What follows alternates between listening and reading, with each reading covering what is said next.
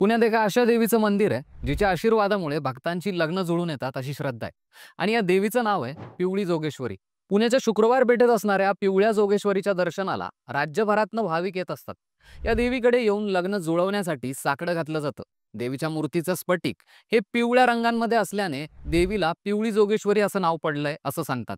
तर लोकमान्य टिळकांनी ज्यावेळी मंदिराला भेट दिली तेव्हा त्यांनीच या देवीला पिवळी जोगेश्वरी असं नाव दिलं असंही सांगितलं जातं. पिवळ्या जोगेश्वरी देवीला पिवळ्या वस्तू वाहण्याची परंपरा आहे. त्याचबरोबर ज्यांचं लग्न जुळत नसेल त्यांनी पिवळ्या तांदळाच्या 5 मुठी देवीसमोर वाहण्याची पद्धत आहे. त्यामुळे लग्न जुळून येतं अशी श्रद्धा आहे.